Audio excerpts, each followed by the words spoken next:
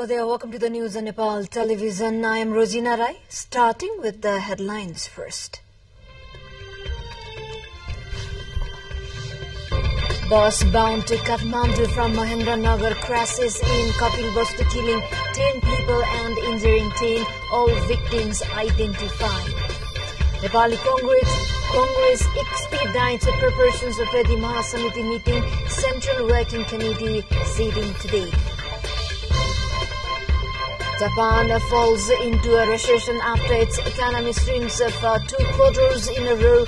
Germany now world's third biggest economy. And host Nepal batting against Namibia in the opener League 2 tri-series of Cricket World Cup. 8 wickets gone for Nepal.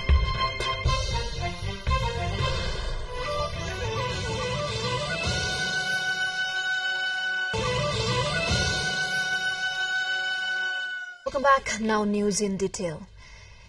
10 people have died in a road accident that took place near the Surahi Bridge in Sivaraj municipality, one of the district, in the wee hours of today. The accident took place when a passenger bus operated by Sunolo Mahakali Transport fell some 200 meters below from the road on its way to Kathmandu from Mahendranagar at around 1 p.m. According to Kapilvastu District Police Office, 10 people died on the spot in the incident.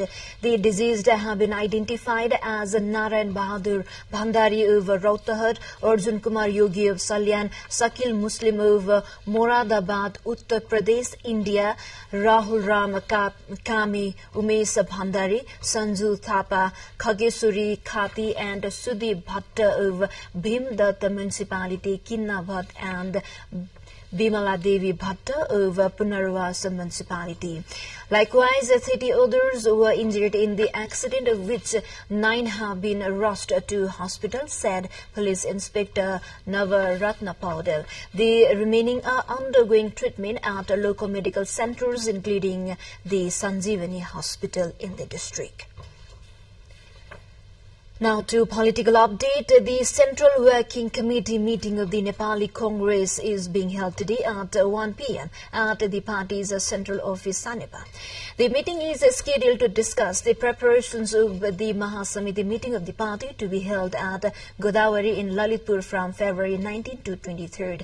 Nepali Congress Central Office Chief Secretary Krishna Prasad Paudel said that the meeting will focus on the issues of the upcoming Central Committee meeting.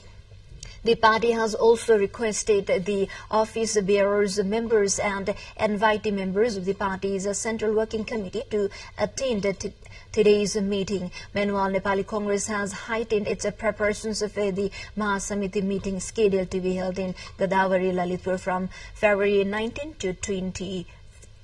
The Mahasamiti's publicity subcommittee held in a press conference at the party headquarters in Sanepa, underscoring the expedited preparations for the meeting. The Mahasamiti meeting, slated to conclude with the policy convention, anticipates the participation of around 2,300 individuals from diverse backgrounds.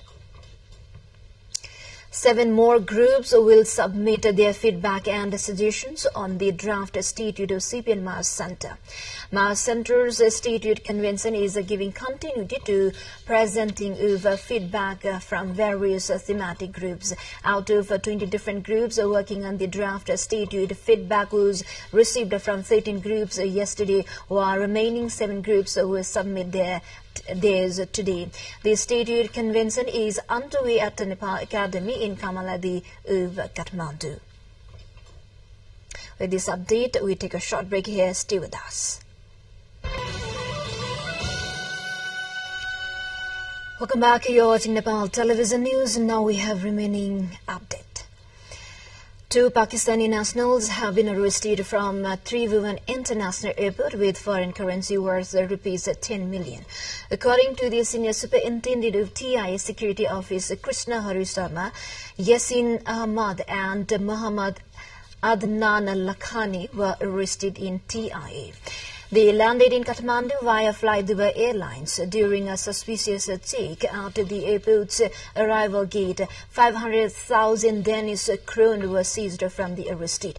SSP Sama in this regard informed that both of them will be handed over to the Department of Revenue investigation today. Now to the international update. Japan has unexpectedly fallen into a recession after its economy shrank for 2 quarters in a row.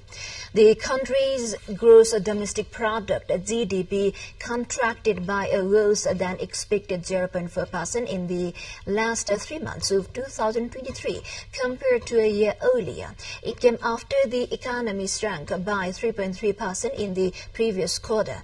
The figures from Japan's cabinet office also indicate that the country may have also lost its position as the world's third largest economy to Germany. Economists had expected the new data to show that Japan's GDP grew by more than 1% in the fourth quarter of last year. The latest figures were the first reading of Japan's economic growth for the period and could still be revised. 2 quarters in a row of economic contraction are typically considered the definition of a technical recession. In October, the International Monetary Fund, IMF, forecast that Germany was likely to overtake Japan as the world's third largest economy when measured in US dollars. Now to U.S. One person has died and 21 people were wounded in a shooting in Missouri at the end of the Kansas City Chiefs Super Bowl victory parade. Officials said they treated 8 victims who were in immediately life-threatening conditions, as well as 7 others who had suffered injuries that could prove life-threatening. An area hospital confirmed that 9 children were among the wounded. Police said they have arrested 3 suspects in the connection to the shooting. The shots were fired west of Union Station, the train station in downtown Kansas City, which was close to thousands of fans who had gathered for the victory parade on Wednesday. The gunfire caused the watching crowd, including the city's mayor and his family members, to run for cover. Kansas City Police Chief Stacey Graves said officials responded immediately after the gunshots broke out, and detectives who were on the scene immediately opened an investigation. To the more updates before that, let's look into the highlights of the site.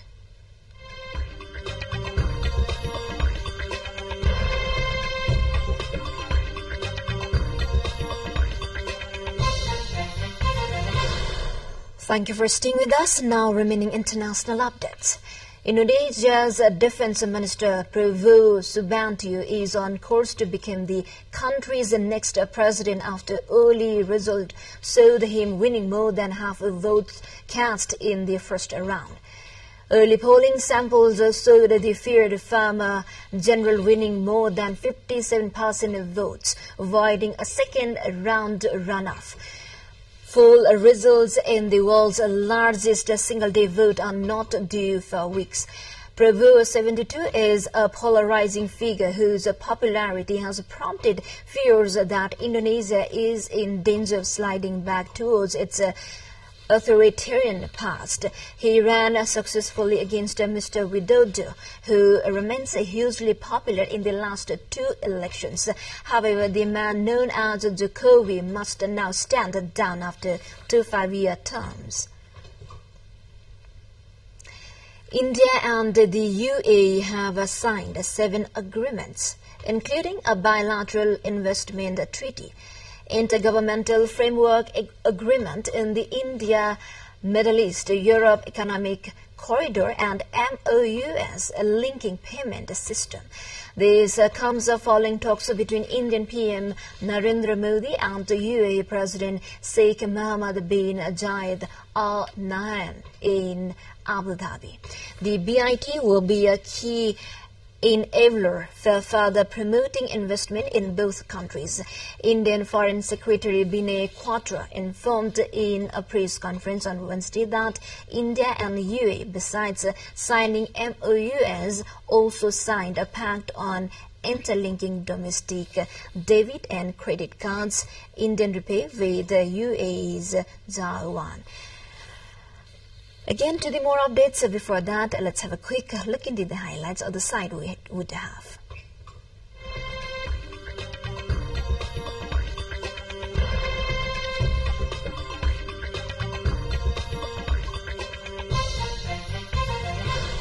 Bangkok city employees have been told to work from home to avoid harmful air pollution. As a layer of noxious haze blanketed the Thai capital on Thursday, city authorities asked for cooperation from employers to help workers in the city of some 11 million people avoid the pollution, which is expected to last into Friday. The air monitoring website IQ Air ranked Bangkok among the 10 most polluted cities in the world on Thursday morning. Levels of the most dangerous PM 2.5 particles, so tiny they can enter the bloodstream, were more than 15 times the World Health Organization's annual guidelines. According to IQ Air, Bangkok Governor has said that late Wednesday that all city employees would work from home on Thursday and Friday. Now to other update, as people around the world mark Valentine's Day with flowers and chocolate, Kenyan women are mourning. Hundreds of them donned black outfits and they held it's a candle to lit and red roses at a vigil in honor of more than 30 women who have been mourned in the country in 2024. Wednesday's vigil in Nairobi, which featured impassioned call to action and the musical performance, was organized by the End Femicide Kenya movement, a collective of more than 1,000 organizations and individuals. Dark Valentine Vigil were also held in 6 other cities amid rising cases of femicide, which have captured national attention. The vigil aimed to pressure the government to address the demands of the movement, which include declaring femicide and violence against a woman as a national emergency and establishing a commission to eliminate both. Organizers say they planned the event on Valentine's Day to draw the attention to the dark realities of gender-based violence and women being killed by those they love. We are now moving on to sports.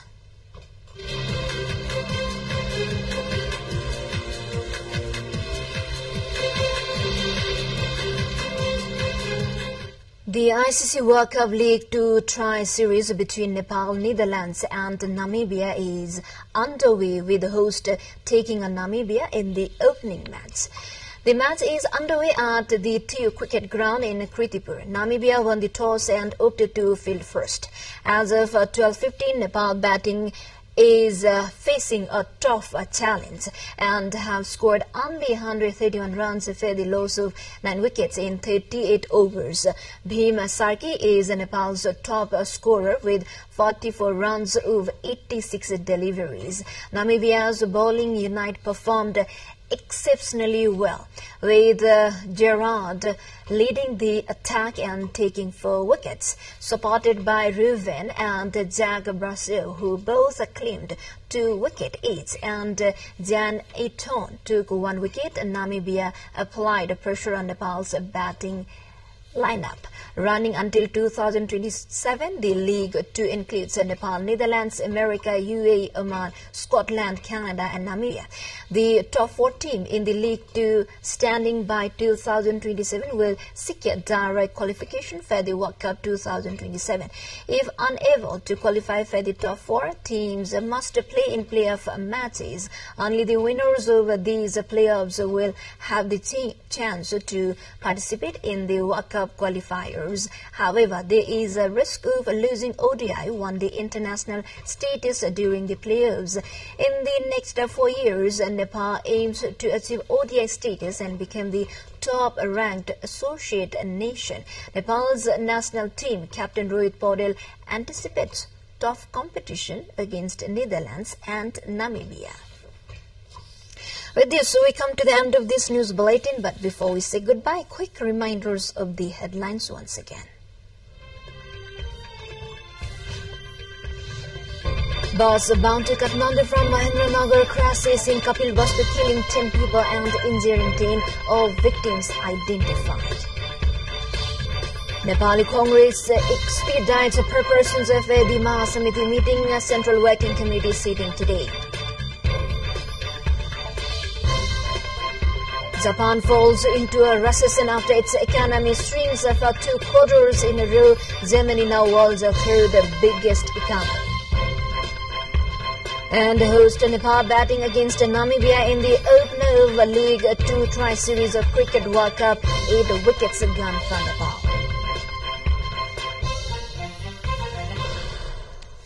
Well, this is all we have for this moment. Until our next bulletin, keep watching Nepal television. Have a good day ahead. Namaste.